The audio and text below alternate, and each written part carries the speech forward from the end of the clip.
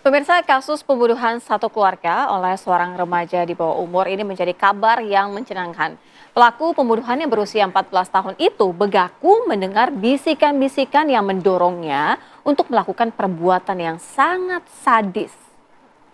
Polisi dari Polres Jakarta Selatan dibantu Polsek Cilandak ini melakukan penyelidikan di rumah tempat kejadian pembunuhan oleh seorang anak usia 14 tahun yaitu di Kompleks Bona Indah Cilandak.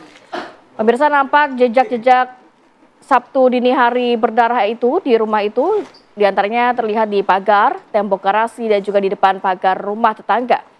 Setelah penyelidikan di rumah, petugas kepolisian termasuk petugas Inafis juga membawa keluar sejumlah barang yang diyakini menjadi bukti kekejian seorang anak di bawah umur.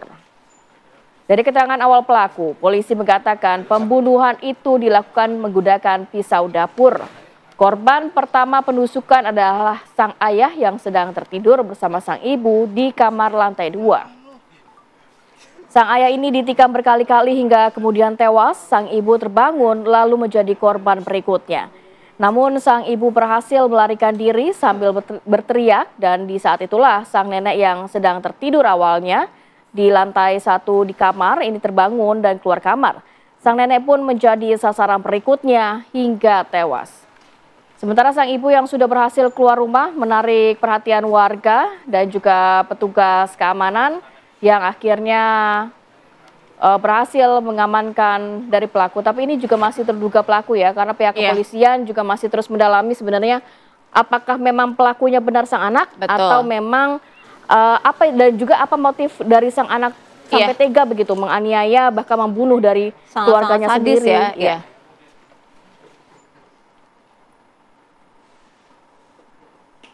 Pemirsa, usai diotopsi, nenek yang menjadi korban penikaman oleh cucunya yang masih di bawah umur dimakamkan di TPU Tanah Kusir, Jakarta Selatan. Korban diketahui aktif di sejumlah pengajian. Ruth Megawati dimakamkan Sabtu sore di TPU Tanah Kusir, Kebayoran Lama, Jakarta Selatan. Ruth tewas di tangan terduga ini memang cucu kesayangannya yang baru berusia 14 tahun. Ruth dimakamkan di satu liang lahat dengan suaminya yang meninggal beberapa waktu lalu. Ruth meninggal di usia 69 tahun.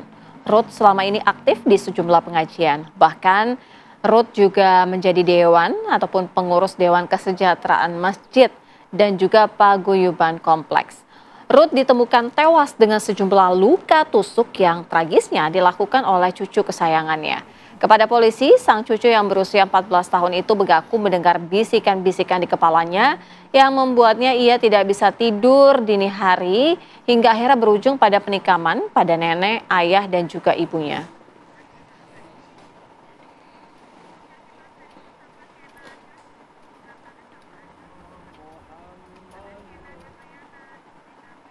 Hingga saat ini polisi masih terus mendalami mengenai kasus ini. Ada dugaan-dugaan bahwa sang cucu ini atau anak berusia 14 tahun dengan tega melakukan penikaman dan juga membunuh anggota keluarganya. Tapi ada juga yang mengatakan bahwa ada informasi bahwa ya ada pelaku yang menggunakan masker. Nah ini kita masih terus menunggu ya dari pihak kepolisian. Untuk informasi terbaru akan disampaikan oleh rekan kami, ada Shena Damayana. Shena, silahkan.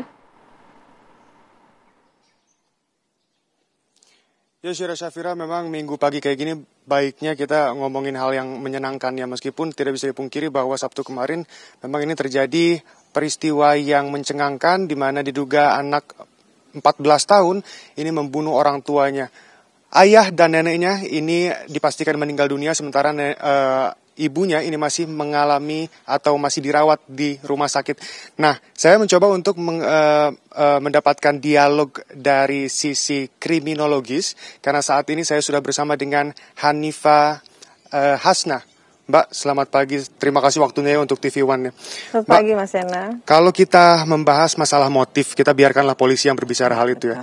Tapi saya ingin mengetahui, kenapa bisa anak berusia 14 tahun mempunyai mental yang cukup untuk bisa menusuk orang tuanya sendiri? Iya, benar sekali. Kenapa anak 14 tahun punya mental yang cukup untuk melakukan pembunuhan? Itu peristiwa yang sangat-sangat besar.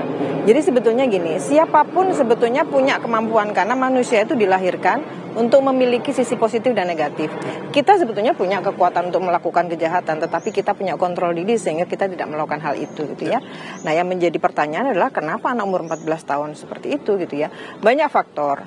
Faktor yang pertama, adanya konflik yang berkepanjangan sehingga anak ini merasa bahwa orang tua atau keluarganya itu menjadi salah satu penyebab dia menjadi tidak bahagia gitu ya, atau tekanan-tekanan yang dilakukan oleh orang tua tanpa kesepakatan, atau mungkin dia punya kepribadian yang salah gitu ya, artinya dia punya sakit secara mental, bisa jadi skizofren yang ditandai dengan delusi dan halusinasi yang membuat seseorang anak itu memiliki pemahaman-pemahaman atau pendengaran-pendengaran atau penglihatan-penglihatan yang tidak bisa dilihat oleh orang lain.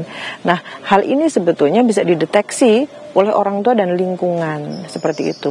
Lalu ada hal-hal lain, mungkin ada dendam atau trauma masa lalu yang membuat anak ini memiliki kebencian yang besar terhadap keluarganya. Biasanya ini disebut dengan familisida, yaitu pembunuhan yang ada dalam sebuah keluarga yang dilakukan oleh bagian dari keluarga itu sendiri. Nah, ini trauma masa lalu ya, menarik sekali. Ya. Ini apakah kita kalau misalkan mengacu dari kronologinya sendiri, ini kan kamar anak ada di lantai 2 nih. Ya. Dia mengambil pisau di lantai 1 dan kembali ke lantai 2. Di lantai 2 ini ada kamar orang tuanya ya, ayah dan ibunya. Ya. Ini dari sisi kriminologi gimana nih? Apakah bisa disebutkan ada target mungkin atau seperti apa? Baik.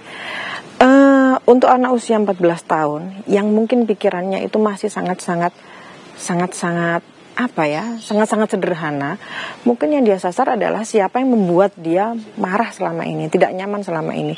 Jadi target khusus mungkin itu ada gitu ya. Bisa jadi ini kalau kita lagi sekarang ini kan sedang membicarakan tentang berbagai kemungkinan kan, karena kita belum mendapatkan hasil dari kepolisian. Bisa jadi sebetulnya sasarannya satu, tetapi karena ada saksi yang lain sehingga harus dihilangkan saksi itu, sehingga dia membunuh atau menghilangkan nyawa 2 orang lain gitu ya, kita nggak tahu. Jadi informasi yang paling kita butuhkan adalah informasi dari saksi yang masih hidup, yaitu ibunya gitu. Tapi sangat-sangat bisa dia punya sasaran pokok, yaitu orang yang pertama kali dihilangkan nyawanya. Oke, karena meskipun kamar neneknya ini ada di lantai 1 ya. Harusnya kalau misalkan ada tujuan hanya untuk membunuh saja, ini neneknya yang terlebih dahulu akan dibunuh oleh anaknya ya. Karena gini Mas, dalam kasus pembunuhan itu kan ada 2 hal ya. Yang pertama itu kan material itu kan segala sesuatu yang berhubungan dengan uang, dengan kedudukan, dengan harta benda gitu ya. Yang kedua imaterial atau instrumental, itu segala sesuatu yang berhubungan dengan psikologis, dengan kemarahan, dendam, kebencian gitu ya. Nah, bisa jadi ini karena instrumental itu berarti kan mengarah terhadap orang-orang yang dianggap membuat dia menjadi tertekan dan lain-lain. Nah, kemarin juga dari pihak kepolisian ada statement bahwa anak ini mengaku mendapatkan bisikan ya. Nah, ini dari sisi kriminolog atau perspektif kriminologis, ini seperti apa nih menyikapi bisikan tersebut yang kita tahu itu nggak bisa dibuktikan gitu. Iya, betul. Tidak bisa dibuktikan, tapi gangguannya itu bisa dideteksi oleh pihak kedokteran. Jadi melibatkan psikiater untuk melihat hasil yang sesungguhnya, apakah dia itu mengalami gangguan atau justru dia akan menggunakan hal ini hanya sebagai alibi. Jadi yang bisa menentukan adalah pihak dokter gitu ya. Tapi walaupun demikian, memang sangat-sangat mungkin karena dari beberapa kasus familisida itu pelakunya adalah orang-orang dengan skizofren, orang-orang dengan halusinasi dan dengan delusi, sehingga dia mampu melakukan kejahatan itu gitu ya. Atau pemahaman-pemahaman bukan delusi, bukan halusinasi, tetapi dia mempunyai pemahaman-pemahaman aneh yang diyakini sebagai suatu kebenaran. Bahkan itu untuk orang lain itu bukan sesuatu yang benar. Jadi kan ada pemahaman itu. Oke pemirsa, kita masih akan memperdalam tentunya kasus ini dari perspektif kriminologis. Tapi di segmen selanjutnya tetap bersama kami. Silakan kembali ke studio.